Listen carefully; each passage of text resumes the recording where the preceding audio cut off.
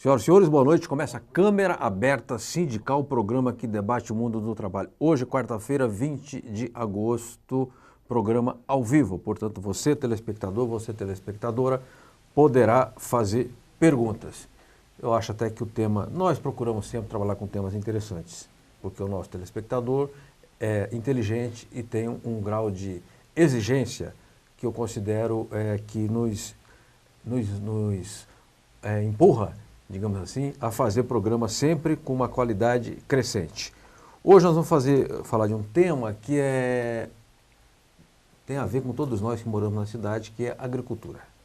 Mas não é o agronegócio, não é a Cátia Abreu, é a agricultura familiar. Eu talvez possa dizer que conheça um pouco disso, porque eu nasci na roça. Eu morei na zona rural até os 16 anos de idade e puxei muito cabo de gatambu e ajudei a capinar muita roça de carrapicho e a colher muito café. De modo que é uma área que eu conheço. Meu pai era um pequeno proprietário de terra, tinha de 7 alqueires e meio. Para quem mora em São Paulo, são 7 vezes o Parque Buenos Aires, não mais do que isso.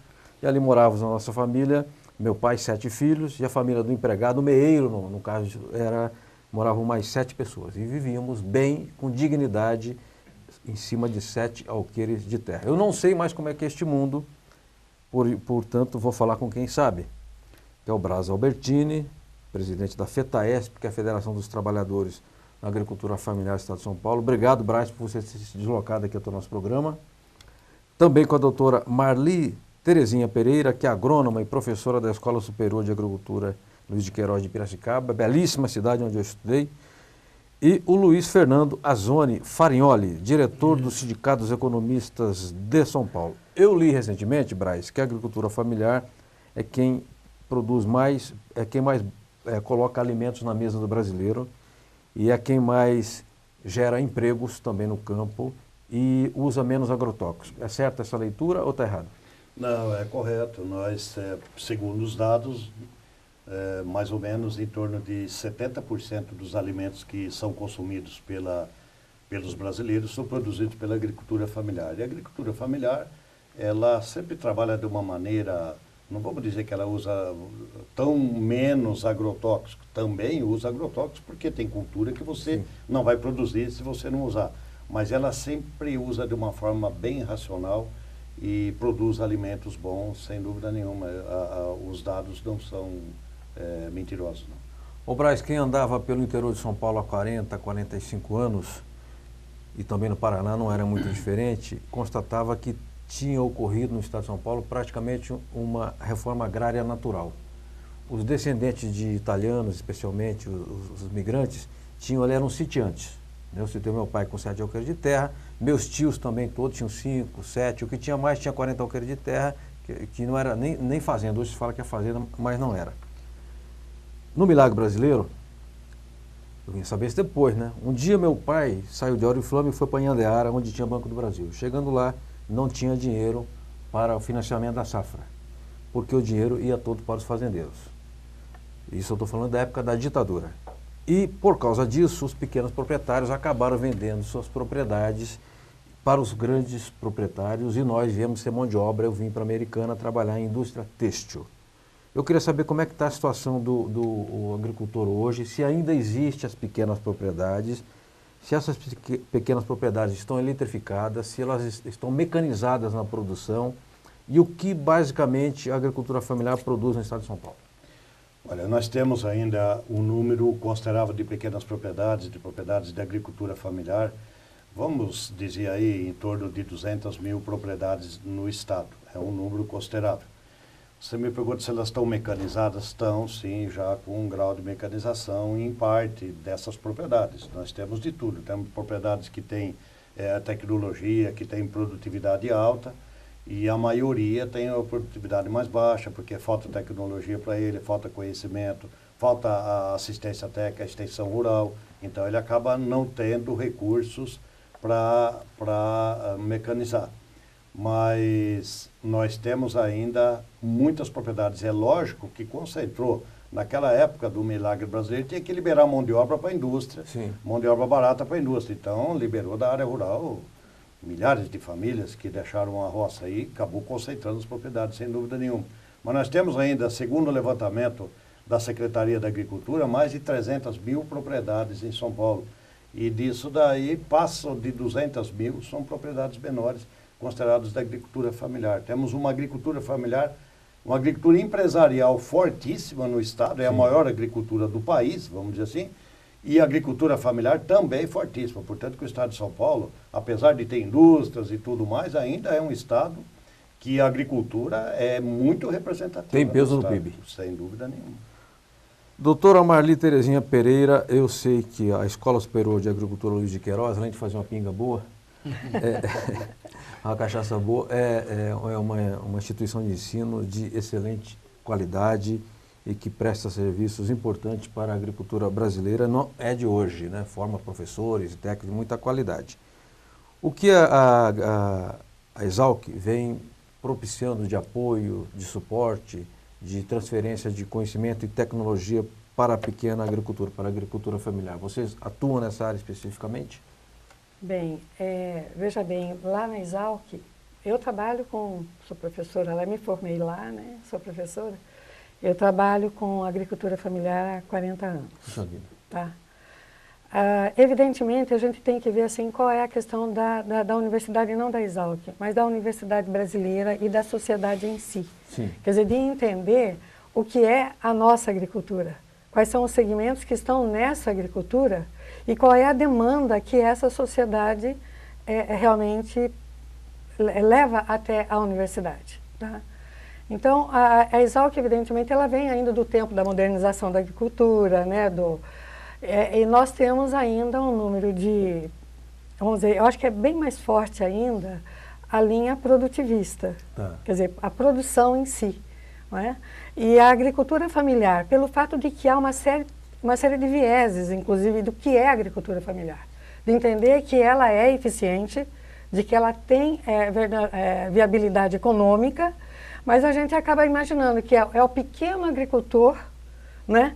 Você falou assim, o agronegócio. Na verdade, a agricultura familiar, ela está no agronegócio. Tá. O agronegócio brasileiro, ele tem o agricultor classe média, a agricultura familiar e tem o produtor empresarial. Tá. Né? Aquele que não está do agronegócio é a agricultura de subsistência. Ah, entendi.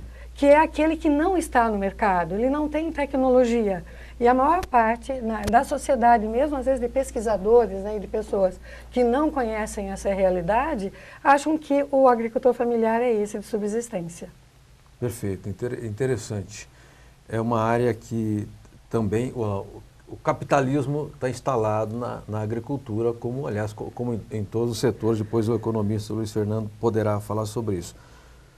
Luiz Fernando, quando a gente lê os jornais, habitualmente nós somos pautados pela mídia, todos nós, a gente vê lá Bolsa de Valores, ações da Petrobras, né? Muito da economia no seu aspecto financeiro, fusões entre empresas, aquisições, empreendimentos imobiliários, e a gente raramente vê informações sobre esse segmento que é a agricultura familiar. Te pergunto, essa economia tem porte para gerar esse tipo de notícia? Ela tem um impacto na economia enquanto sistema produtivo que distribui e faz chegar o tomate no supermercado? Porque o tomate não nasce dentro do supermercado, ao contrário. Embalado, não nasce embalado. Não nasce embalado. O chuchu também não, arroz e feijão também não. Que leitura o senhor faz dessa agricultura familiar no conjunto da economia? Então, eu como economista, eu estou aqui participando deste ambiente com os especialistas, contribuindo com a visão microeconômica que nós temos. Ou seja, esta economia, ela tem impacto, sim, é um impacto significativo. O que ela não tem é mídia que atenda a ela. Ela não tem os veículos, ela é pouco divulgada. Ela tem sim uma capacidade potencial de gerar emprego, renda, distribuição de renda, manutenção dos empregos na região, fomentar a demanda agregada nas regiões.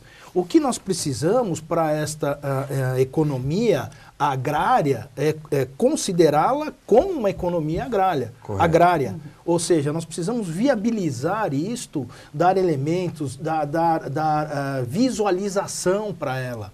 E esta economia familiar, ela alimenta aquela região. Certo. Ela está inserida dentro do todo, como a professora falou, e ela tem um custo muito alto. Que nós estamos discutindo agora há pouco, a questão, as pessoas acham que a alimentação no Brasil vai ser resolvida com uma economia monetarista, que é deste ambiente que você falou. E não, ela precisa sim ser tratada numa economia estruturalista, porque ela fica muito encarecida não pela produção própria, mas pelos canais de distribuição, pelos incentivos que ela não tem na medida que ela precisaria ter. O custo dela também precisa ser adequado. Nós estamos discutindo, tem economia de mercado e tem economia subsidiada. Qual seria a melhor para o Brasil? É isso que tem que ser discutido. Só que ela não dá Ibope como um jogo de futebol. A bancada ruralista parece que só tem latifundiário. Existe na bancada ruralista esses pequenos produtores, Braz, ou não? Não tem. Tem um ou outro deputado que tem uma tendência para a agricultura familiar, mas a maioria são empresariais. Tá. Ô Braz, hoje foi um dia assim, de muita atividade, no meu caso e para as pessoas que trabalham comigo na agência sindical. Hoje pela manhã, nós inauguramos no centro de São Paulo o Instituto Presidente João Goulart, a representação paulista desse instituto, que é o instituto sediado no Rio de Janeiro. E o João Goulart, uma das razões que o levaram ao golpe, a meu ver, foram duas razões básicas. Primeiro, a reforma agrária. E segundo, a lei de remessa de lucro, que você atingiu com dois setores extremamente reacionários da sociedade, que é o setor das multinacionais, que precisa manter o padrão de vida de seus países de origem, e o latifúndio. O João Vicente, filho do Jânio, estava me explicando o seguinte, ele dizia, porque o pai, né, porque o pai queria fazer a reforma agrária na beira das rodovias. Porque a reforma agrária na beira das rodovias, você tinha algumas vantagens. Primeiro, você estava perto do ponto de escoamento, que não adianta você produzir lá no fundão, atolar... Caráter estruturalista, exatamente isso. Atolar o carroção de boi na época e não chegar com arroz, com feijão, com a batata na estrada, na rodovia. E também porque você tinha acesso aos centros de consumo e de escoamento, que eram as vilas, as cidades, etc. Te pergunto, você como homem ligado aí à pequena propriedade rural, à agricultura familiar, você acha que a reforma agrária tem viabilidade ou virou uma espécie assim de mito da esquerda brasileira? Não, olha, a reforma agrária, eu sempre fui a favor da reforma agrária. Existem alguns métodos aí de se fazer reforma agrária que não são muito corretos. Acontece que se não for desse jeito também, não sairia nenhum palmo de reforma agrária. Então o MST, outros movimentos, usam de métodos um tanto difíceis de ser trabalhado. Agora, métodos que acabam levando à desapropriação da terra. Do contrário, por boa vontade do governo, infelizmente, o governo nenhum teria feito nada. Isso que é triste, porque nós temos terra no Brasil, nós temos terra devoluta, nós temos um monte de fazendeiros que estão vendendo terra. Se o governo aplicasse uma parcela de dinheiro na desapropriação, sem ter que esse pessoal ficar acampado 3, 4 anos, e aí nem todo mundo se sujeita a ficar acampado 3, 4 anos para pegar um lote de terra. Às vezes um cidadão que se sujeita lá é porque também não tem nem vontade de trabalhar, às vezes, sabe? Não estou dizendo que são todos não, mas no meio você tem essas pessoas. Às vezes está lá acampado, o cidadão cometeu um crime e tal, foge, eu já vi isso no acampamento. Então não é a maneira correta de se fazer. Mas a reforma agrária, ela pode ser feita sem trauma, sem nada. Basta que tenha decisão política de se fazer a reforma agrária. Nos últimos anos não tem sido feito menos do que em outros tempos ainda. Então é triste, porque se você coloca a pessoa, agora você pegar um pedaço de terra e dar lá para o cidadão e não dar acompanhamento técnico para ele, não fazer uma extensão, um acompanhamento, orientar o cidadão, dar tecnologia, dar conhecimento para ele, ajeitar o mercado para ele poder vender a produção, dar condições para que ele possa adquirir conhecimento, se tornar um agricultor de verdade, porque Quando meu avô veio da Itália, não tinha problema de 1800 e alguma coisa de plantar. Derrubava o mato, jogava semente lá, estava nascendo, estava crescendo. Hoje não, você tem que ter tecnologia. Então precisa levar para o cidadão essa tecnologia. Um assentado não vai buscar tecnologia lá na Exalc, no IAC, na Embrapa, seja lá onde for. Então o Estado peca quando deixa uma extensão rural que não é eficiente, não é satisfatória. Então os assentamentos, na maioria, não são produtivos. Por quê? Porque esse cidadão também foi colocado lá, foi dito para ele que o governo ia dar semente, que o governo ia comprar a produção. Não é assim. A forma de se fazer é que não está correta no país, mas a reforma agrária, logicamente, você vai em Mirante do Paranapanema, por exemplo, tem 32 assentamentos em Mirante. É uma coisa bonita de ver. A produção é pequena, é muito pequena. Por quê? Por conta dessa situação. Mas a reforma agrária é uma maneira de você deixar o cidadão vivendo com dignidade lá na roça, criando os seus filhos longe de uma série de coisas ruins que você tem na cidade. Não que a cidade seja ruim, mas o ambiente é propício para isso. Na zona rural a coisa é muito diferente, você entende? Então, eu sou a favor, sim. A reforma agrária pode ser uma saída para o Brasil, sem dúvida nenhuma. Obrigado, Braz. Parece que eu posso chamar você na linha. Vamos falar com a pessoa convidada, ok?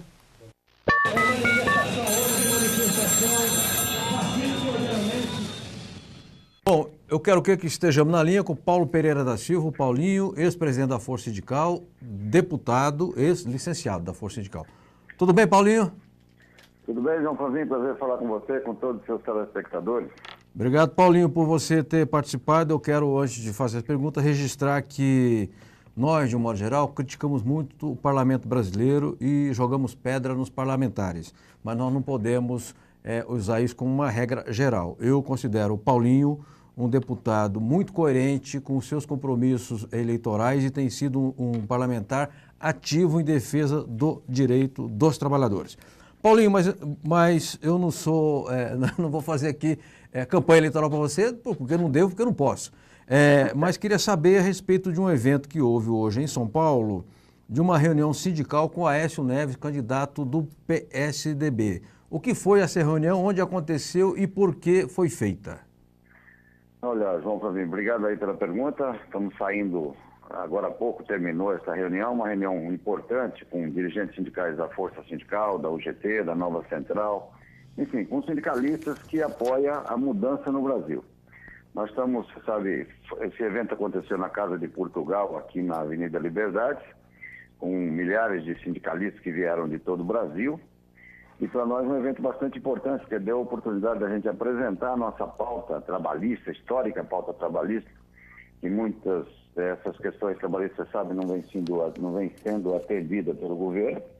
O governo até que se comprometeu com essa pauta, mas não cumpriu nenhuma das reivindicações dos trabalhadores. Correto. E nós tivemos a oportunidade de entregar isso, então, na mão do presidente Aécio, né, de expor lá os dirigentes sindicais as suas ideias e como é que nós podemos acabar com o fator previdenciário, corrigir a tabela do imposto de renda, manter a política do salário mínimo, né, de fazer uma política salarial para o nosso aposentado, enfim. Então, essa discussão toda com ele, entregamos o nosso documento e um pouco você falou também de por que aconteceu, porque, de certa maneira, uma boa parte do movimento sindical, dos trabalhadores, está, digamos assim, insatisfeito com o governo, né? O governo Correto. Que trouxe a inflação de volta, que vem quebrando a indústria, o desemprego voltou.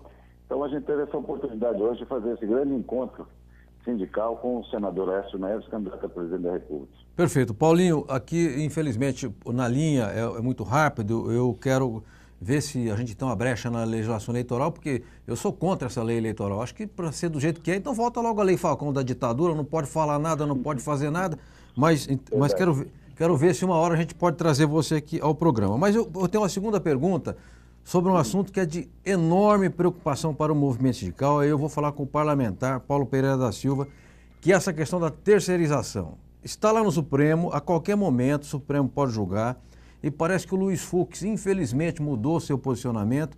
Uma lei que, segundo o Antônio Augusto Queiroz, uma demanda, né, do DIAP, flexibilizaria por completo a contratação da mão de obra. Não haveria mais regras para a contratação da mão de obra. Você está acompanhando esse caso e o que você acha a respeito disso? Estou acompanhando com muita preocupação, como todos os sindicalistas e trabalhadores do Brasil, porque o terceirizado no Brasil virou sinônimo de precarização, né? Nós estamos, você sabe que nós estamos tentando mudar a legislação atual no Congresso Nacional. Eu, particularmente, acho que a gente tem que regulamentar a terceirização, mas garantindo os direitos dos demais trabalhadores terceirizados, como dos atuais trabalhadores. Correto. E, para isso, eu sou um dos que tenho trabalhado no Congresso para a gente modificar essa legislação e não depender dessas decisões malucas da justiça brasileira. Então, eu acho que é uma pena se o Supremo tomar uma decisão dessa, porque nós estamos praticamente com a legislação bem encaminhada e acho que a gente pode fazer um entendimento dos trabalhadores, com o setor empresarial, que também sofre, porque muitas vezes ele terceiriza um setor e depois tem que pagar de novo, né? Entendi. Então, acho que a gente tem que fazer uma legislação. Essa legislação está pronta no Congresso, tem alguns ajustes para ser feitos, e acho que a gente pode fazer um grande entendimento depois das eleições e ter uma legislação que garante os direitos para os terceirizados como os demais trabalhadores. E eu acho que o Supremo deveria esperar para que a gente possa fazer uma legislação e não tomar medidas lá que beneficiem mais ainda aqueles que querem precarizar o trabalho no Brasil. Perfeito. Paulinho, eu quero agradecer, muitíssimo obrigado pela sua participação. Boa sorte aí na campanha e nas suas ações na Câmara dos Deputados. Obrigado, João Flavinho. Um abraço a todos os telespectadores também. Muito bem, voltamos com a Câmara Aberta Sindical. Estamos aqui hoje com o Braz Albertini, presidente da FETAESP, que é a Federação dos Trabalhadores na Agricultura Familiar. Doutora Marli Terezinha Pereira, da Exalc, Escola Superior de Agricultura Luiz de Queiroz, em Piracicaba, é da USP. Luiz Fernando Azoni Farignoli, diretor do Sindicato dos Economistas de São Paulo. Doutora Marli, a universidade, em regra, conceitualmente, é um local onde você reúne conhecimento.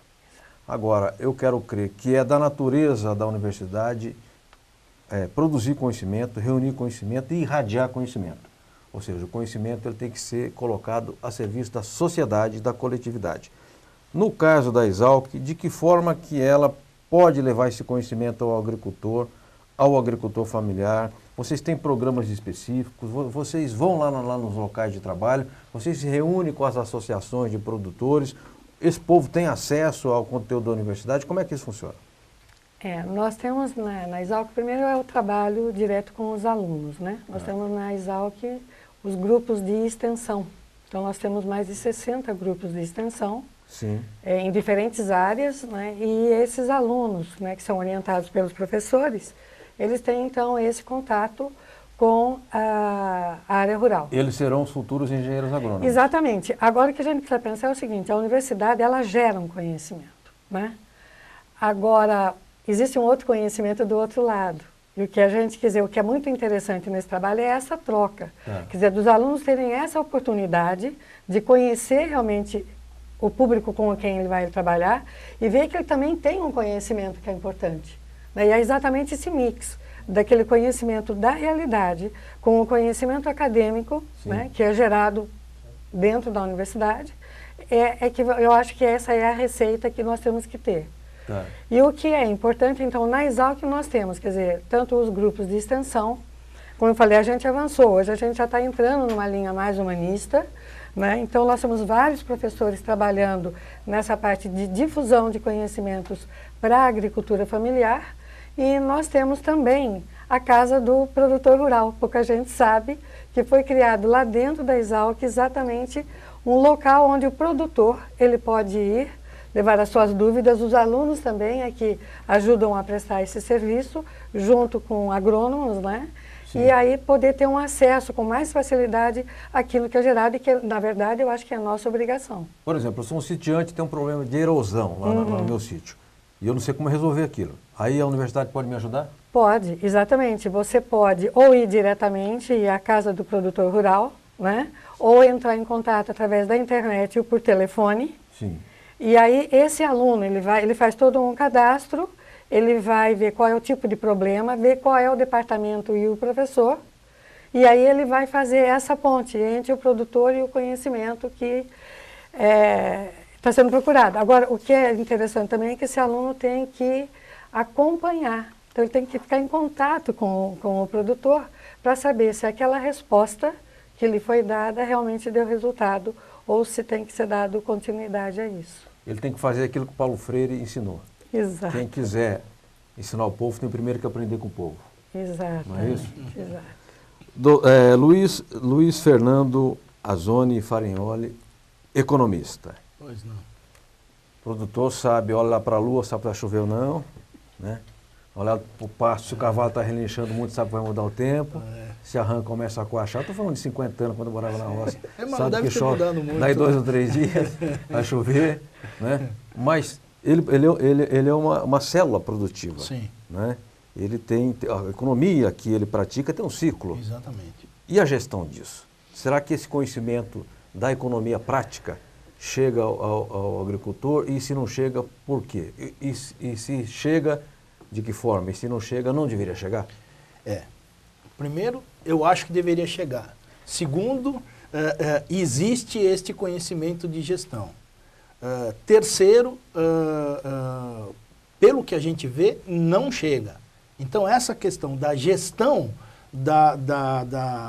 estruturalista, essa gestão da estrutura, da operação, do modo de produção, de como produzir, de como gerir, de como administrar esta propriedade, que é uma estrutura econômica formada por agentes econômicos que interfere na economia. Quando a gente fala em agrária, é o modo de produção na região, é a forma de produção. Certo.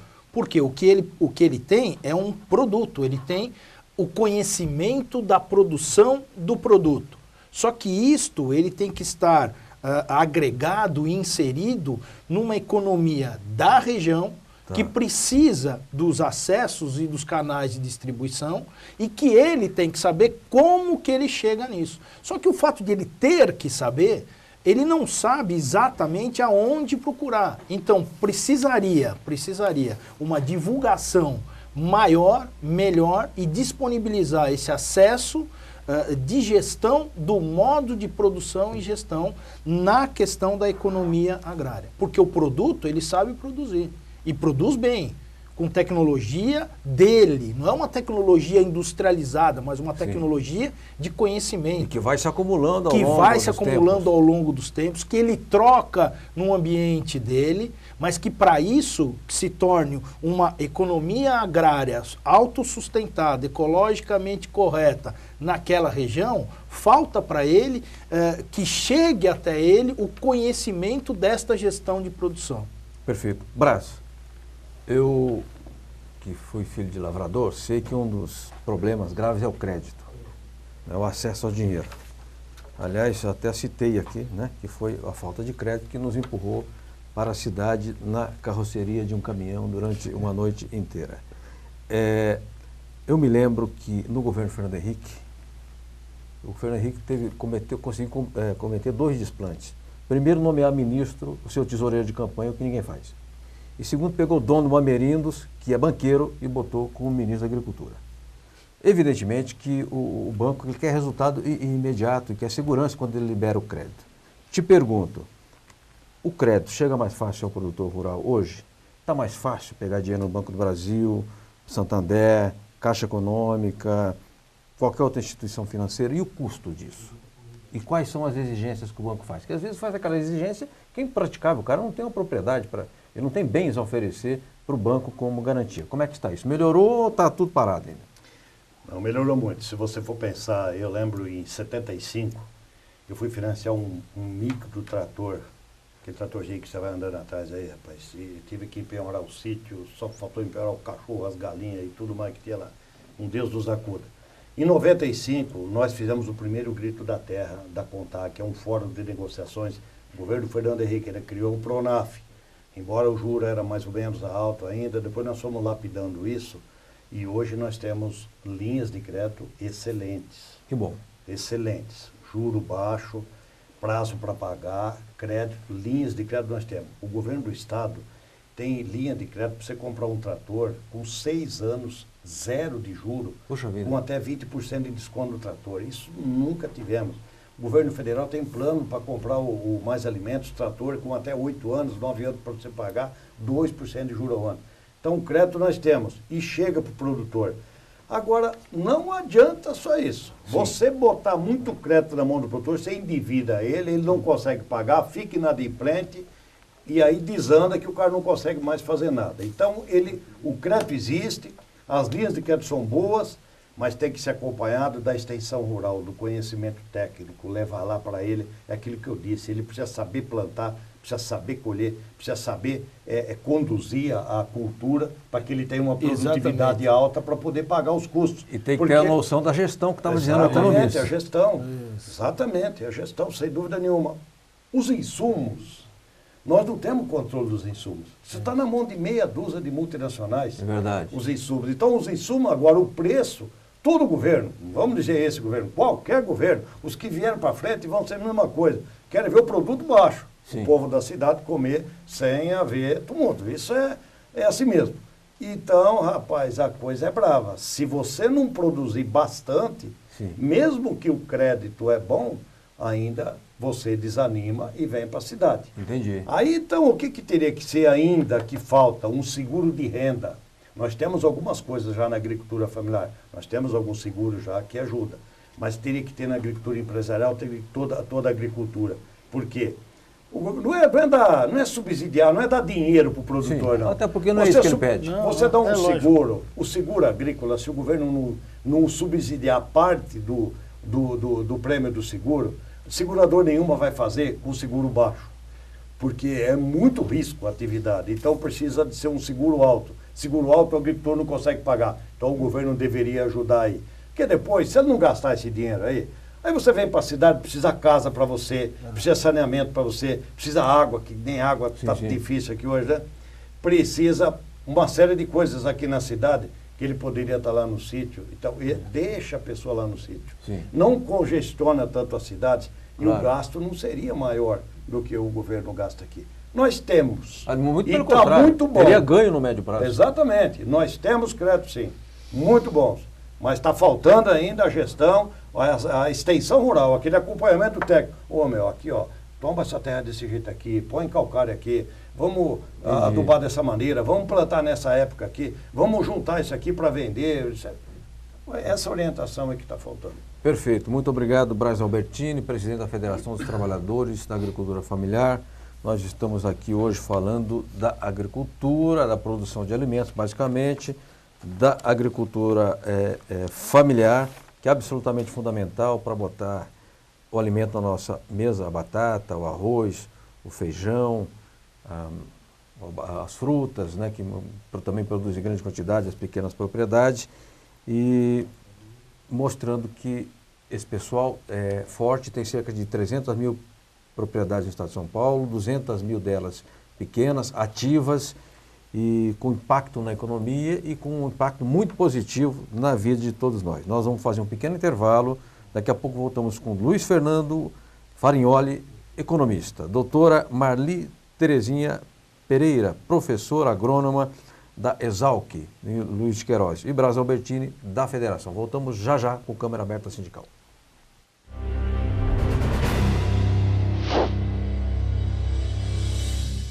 Com a aprovação da PEC contra o trabalho escravo, nós da Nova Central, e tenho certeza que todas as demais centrais sindicais do Brasil, está com uma grande preocupação em torno dessa regulamentação. Se o movimento sindical não ficar muito atento e não fizer grandes manifestações, ao invés de nós melhorarmos a questão, avançarmos do ponto de vista de ter um trabalho decente, né, nós vamos aprofundar a escravidão aqui no Brasil.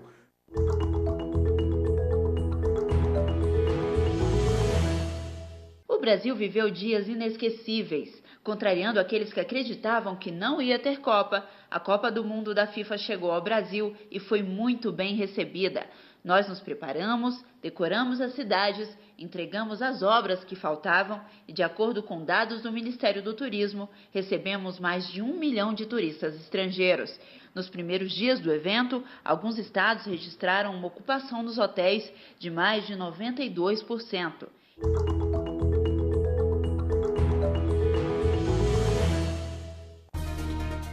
A FEComerciários, formada por 68 sindicatos filiados no estado de São Paulo, representando 2,5 milhões de comerciários, apresenta Momento FEComerciários.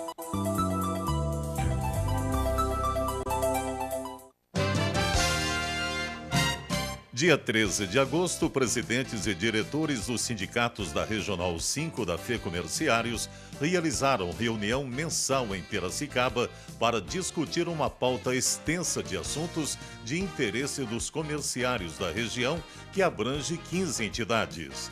Um dos principais temas foi a negociação coletiva, data base setembro. Também foi discutido detalhes do 3º seminário da inclusão social.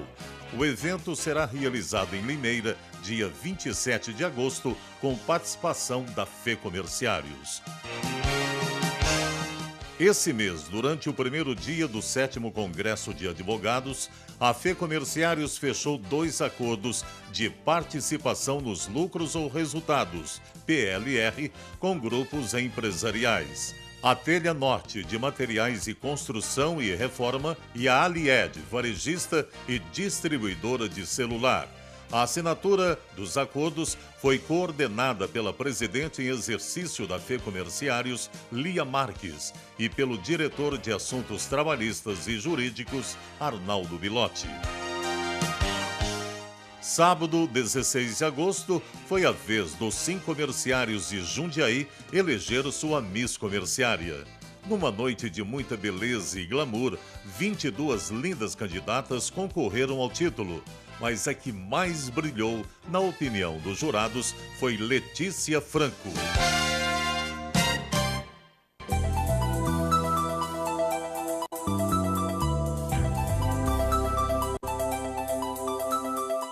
Muito bem, voltamos com câmera aberta sindical ao vivo, já temos perguntas aqui. Primeiro falamos nós, falam os convidados no primeiro bloco, agora vão falar os telespectadores, que aqui é a TV aberta, a TV comunitária, é da sua natureza, da sua essência, que o cidadão participe. Jaime do Bonfilioli, o Jaime ele tem uma carteirinha aqui de sócio honorário aqui no programa, participa de todos os programas, e pergunta para a doutora Marli, como o Brasil irá expandir as suas necessárias e estratégicas fronteiras agrícolas sem desmatamento? A propósito de desmatamento sempre será um ato predatório? Bem, primeiro vou responder a última pergunta em primeiro lugar, que é essa questão. Realmente sempre será um ato predatório e nós não podemos aceitar esse tipo de coisa. Então, Jaime, o que nós vemos é o seguinte, você está com a pergunta aí, Vamos lá, como é que expande as fronteiras sem... A questão, hoje em dia... Como é que faz omelete sem quebrar os ovos? Sim, no passado, às vezes precisa quebrar ovo, mas nesse caso não.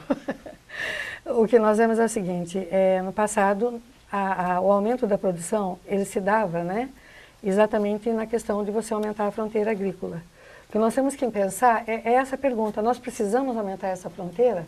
O que nós estamos precisando é realmente de tecnologia, de conhecimento, para que a gente tenha aumento de produtividade, né? E assim você estar atendendo à demanda da sociedade brasileira.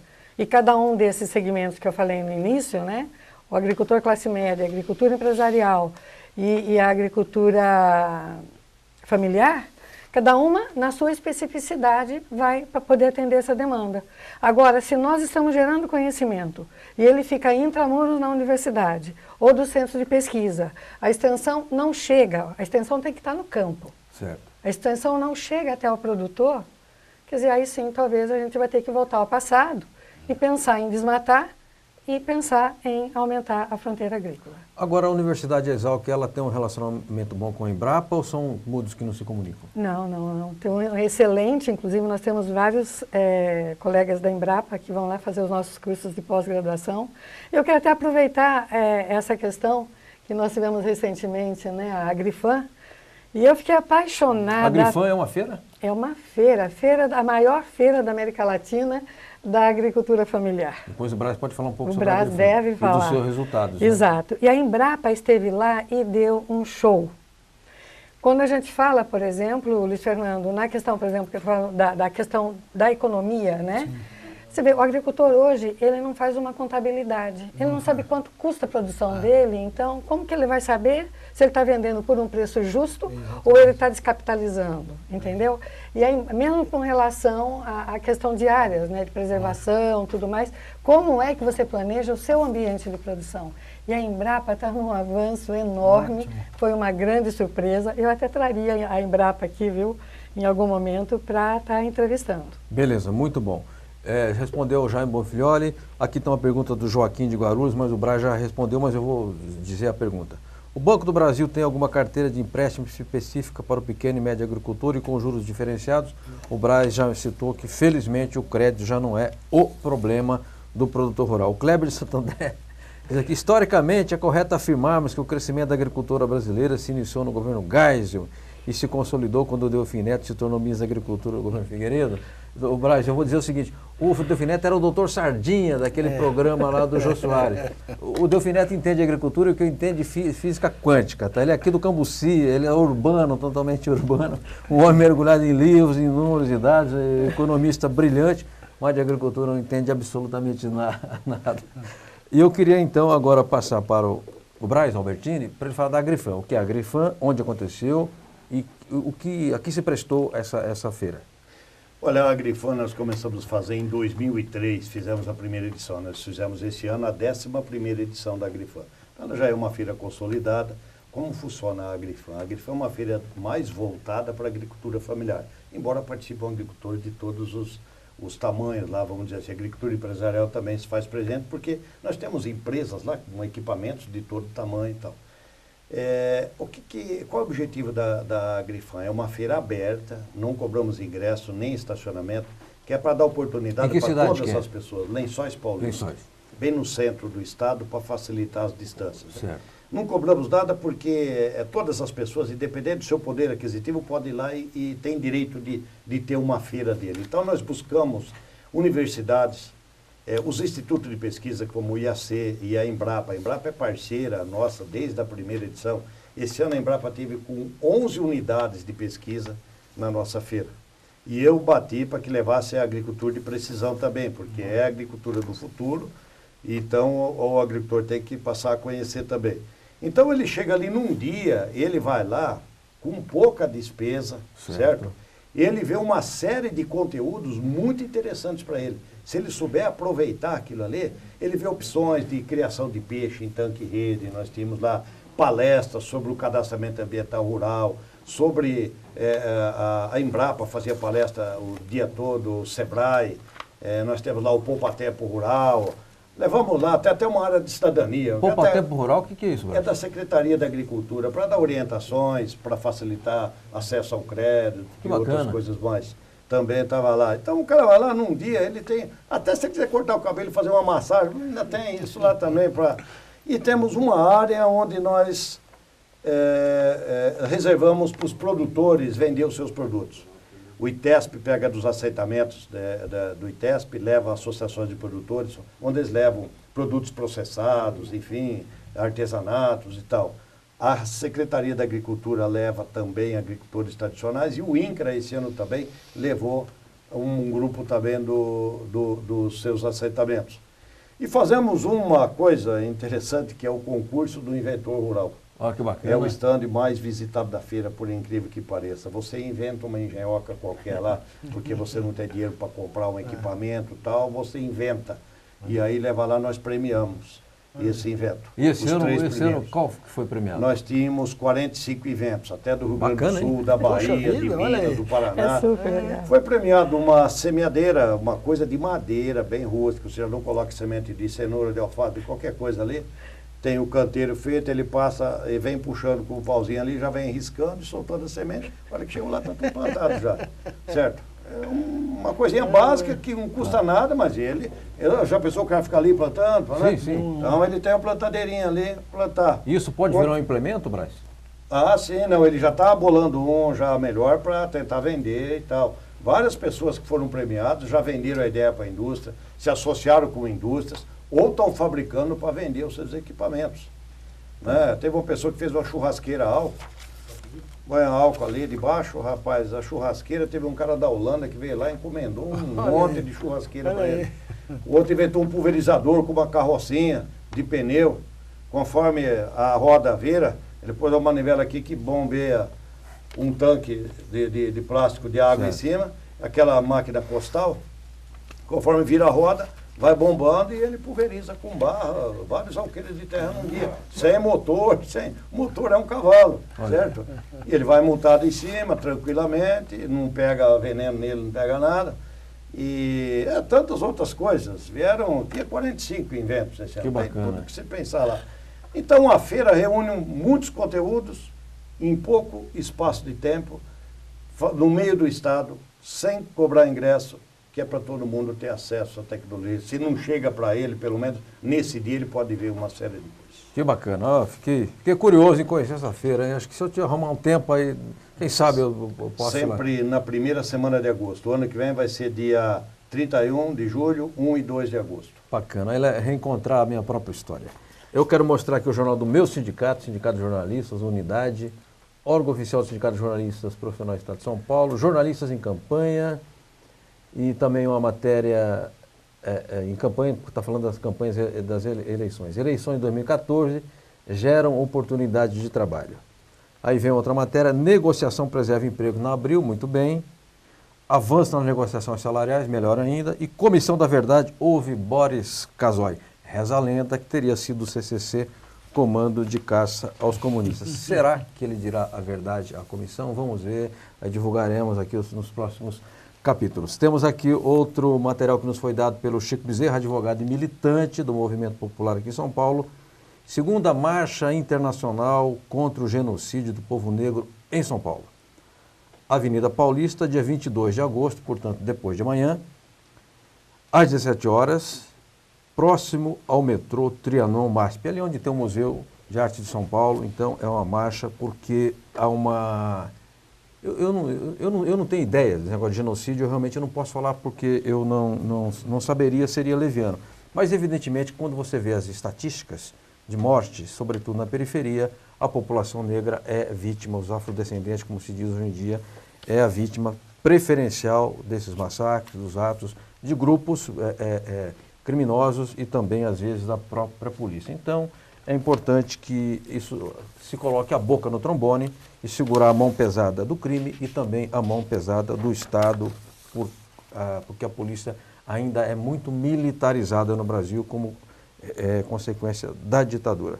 Eu quero perguntar ao nosso economista se ele tem algum comentário a fazer, quer fazer um comentário aqui a respeito disso, do que falou o Braz da feira, a nossa professora.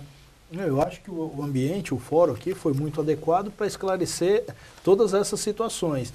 E, de novo, falar que a questão da mídia monetarista, ela tem um espaço muito maior do que a mídia estruturalista neste ambiente de produção de alimentação no país. Nós poderíamos ficar aqui umas 15 certeza. Horas falando desse assunto, certeza. Porque é assim, se eu estiver errado, vocês me corrijam. Eu tenho observado e defendo a seguinte tese de que a pauta da mídia brasileira não é a pauta do povo brasileiro.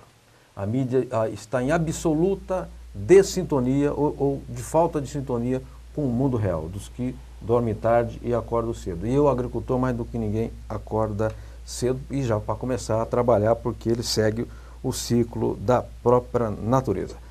Braz, Marli e Fernando diz aqui, o Hilton, do Jardins. Se o Brasil não precisa expandir as suas fronteiras agrícolas, como vai fazer para diversificar a produção de grãos?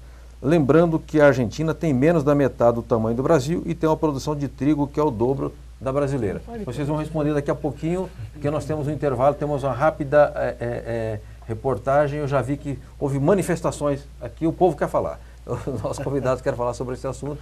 Já voltamos, ok? Vamos lá?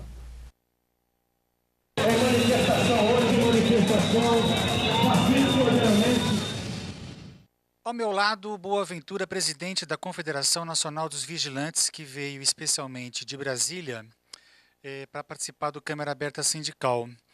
E é baiano. Salvador? Baiano de Itajuípe, região Cacaueira. Caetano Veloso tem uma música que fala que a Bahia tem um jeito, é verdade? Tem um jeito mesmo diferente? Tem. Foi lá que nasceu o Brasil. Grande Bahia, Confederação, qual é a prioridade em termos sindicais e trabalhistas da Confederação hoje para os vigilantes? Há uma prioridade geral, que é a defesa da valorização dos trabalhadores da segurança privada e a defesa da vida. Agora, nós estamos iniciando a campanha, que para nós é uma campanha importante, que é a campanha do piso nacional de R$3.000. Nós estamos saindo de uma vitoriosa campanha de risco de vida, da periculosidade, com lei, com regulamentação, e o próximo desafio, até porque essa categoria não se cansa, não se acomoda, é conquistar o piso nacional. São quantos vigilantes atuando no Brasil hoje? Registrado na Polícia Federal hoje, mais de 2.100.000. Formalmente contratados, cerca de 900.000 no Brasil inteiro. Boaventura, qual é a média no Brasil todo do piso inicial na carreira? Nós temos pisos variados. O menor piso está na faixa de R$800, o maior piso está na faixa de R$1.584. E como se dá a jornada de trabalho de um vigilante? Jornada de trabalho, no geral, é de 8 horas diária, mas a maioria das nossas convenções convencionou jornada de 12 por 36. Você trouxe aqui vigilante, piso nacional, R$3.000. Nos fale um pouco, então, sobre essa campanha, de que modo que você está trabalhando a comunicação e também a política em torno dessa campanha para chegar a esse valor de R$3.000. Tem um projeto de lei apresentado em 2012 pelo senador Marcelo Crivella no Senado. Esse projeto de lei já saiu do Senado e foi para a Câmara. Só que chegou na Câmara com valores e com a proposta que nós não concordamos. Piso de 1.100, 900 e 800 de acordo com o grau de risco. E a Câmara instalou uma comissão especial e nós estamos nessa comissão especial negociando uma outra proposta. E, obviamente, os patrões já sentaram lá nessa comissão e toparam negociar. E a nossa proposta de negociação é R$3.000. Agora, é a mobilização da categoria, é o envolvimento dos vigilantes, é a participação dos vigilantes na cobrança dos deputados que se comprometam com essa proposta, que, obviamente, vai ser o diferencial para que nós também, como fizemos na periculosidade, saiamos vitoriosos na campanha do piso nacional. É manifestação hoje, manifestação pacífica. Olha, o debate prosseguiu aqui no intervalo. O assunto realmente é cativante: agricultura familiar, produção de alimentos, gestão da propriedade rural, tecnologia, tudo isso, preços, formação de preços, administração de preços, seguro rural, etc. Tudo isso é verdadeiramente interessante. Nós não vamos hoje entrar muito na questão sindicaleira, trabalho escravo na zona rural, como é que é a relação patrão-empregado, porque eu quis abrir um pouco o foco hoje, porque eu acho que era cabível o tipo de informação que não circula nos meios de comunicação, não há debate sobre isso.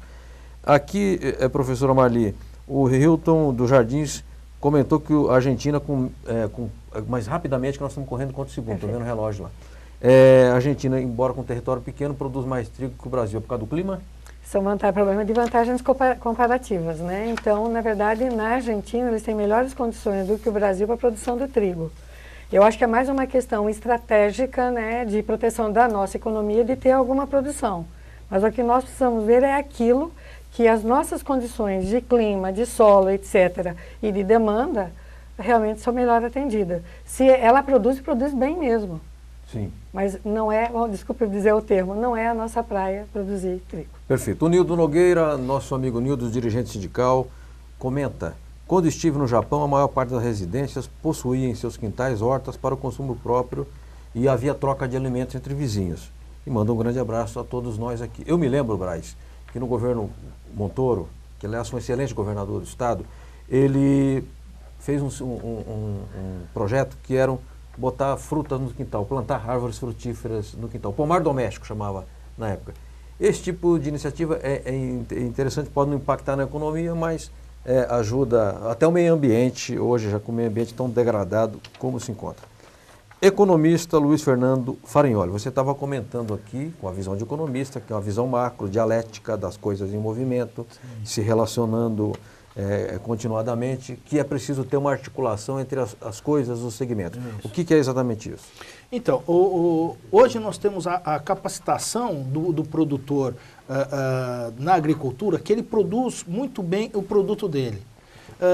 Os órgãos de financiamento têm uma estrutura de financiamento. Os órgãos de produção, de fabricação de implementos também têm. Só que a necessidade é que haja uma ligação, uma troca de conhecimento, uma interação entre todos esses ambientes. Porque nós temos pontos de excelência, Mas o Brasil, o que precisa é uma interligação, precisa existir uma comunicação, uma viabilização dessa troca de conhecimento, onde cada um tem a sua especialidade e a sua excelência. Perfeito. Ainda bem que o senhor não falou aqui a palavra sinergia. Não, esse não. Da onde de cara, como dizia a minha avó. Esse é mais antigo. Da gastura. Isso. Braz Albertini, você preside a federação, uma entidade atuante, todos nós sabemos, uma entidade que milita numa área absolutamente fundamental para todos nós, porque sem o alimento não há a menor possibilidade de sobrevivência. Como é que faz para conhecer melhor o trabalho da federação? Vocês têm uma unidade aqui em São Paulo, onde que é a sede, se tem subsede pelo estado, se tem um site, como é que faz? Olha, nós tínhamos a sede aqui em São Paulo, ficou 45 anos aqui a sede, depois nós levamos para Bauru, porque a cidadinha aqui está um pouco complicada, né? Então levamos para Bauru, que está no centro do estado e não tem mais nada do Tietê, nem para entrar nem para sair, certo? Então a gente circula no estado todo, vai para qualquer lugar do estado e volta. Os sindicatos também ficam mais fáceis, então nós mudamos para lá por conta de facilitar o trabalho. E nós temos um site da FETAESP, www.fetaesp.org.br. Perfeito. Telefone 14 DDD 2106-2800. Certo. Em Bauru é a Casa do Trabalhador. Qualquer um passando por lá é convidado a entrar e tomar um cafezinho e bater um papo conosco. Muitíssimo obrigado, estamos correndo por finalmente. Muito obrigado, Luiz Fernando Azzoni Farignoli, economista que se saiu muito bem aqui ao falar da agricultura e da agricultura familiar especialmente. Professora Marli, muitíssimo obrigado. Como é que faz contato lá com a senhora na Exalc? Tem aqui, eu vi um e-mail, marli.pereira@usp.br, é isso? Exatamente. E tem um site lá, a universidade? É www.exalc.usp.br. Me avisa o Fernando aqui implacavelmente que o nosso tempo já acabou, então vamos cumprir o tempo aqui, porque senão os nossos patrocinadores, a Shell, a Petrobras, a Coca-Cola e o Banco do Brasil, começam a criar caso aqui para a gente. Muitíssimo obrigado a todos vocês que acompanharam o nosso Câmara Aberta Sindical. Muitíssimo obrigado ainda mais aos que nos mandaram perguntas. Houve 3 ou 4 perguntas aqui que não tivemos tempo de colocá-las aqui na roda de debates. Obrigado aos que se deslocaram, nossos convidados vieram até aqui prestigiar o Câmara Aberta Sindical. Nós estamos já com vários programas agendados, mas eu quero anunciar um programa, todos são importantes, mas um programa especial. Anteontem, hoje é quarta não, ontem, eu conversei com o Almino Afonso e no dia 3 de setembro teremos aqui o Dr. Almino Afonso nesta bancada para falar sobre 3 assuntos. O seu livro, em que ele enfoca o golpe de 64, um belíssimo livro, por sinal, editado pela a Gráfica do Estado de São Paulo, IMESP, né? Para falar também do trabalhismo, se o trabalhismo ainda hoje é uma doutrina que se aplica à política e ao mundo atual, e também dos 60 anos do suicídio grande brasileiro, que foi Getúlio Vargas, que suicidou dia 25 de agosto de 54. Então já anuncio que teremos o Almino Afonso, ele tem tantos amigos e admiradores para que vocês nos assistam e também ajude na divulgação, ok? Muito obrigado a todos e a todas, um forte abraço até quarta-feira que vem. Este programa tem o apoio da TV Interação, Associação Vida e Trabalho e da Ordem dos Advogados do Brasil, Seção São Paulo.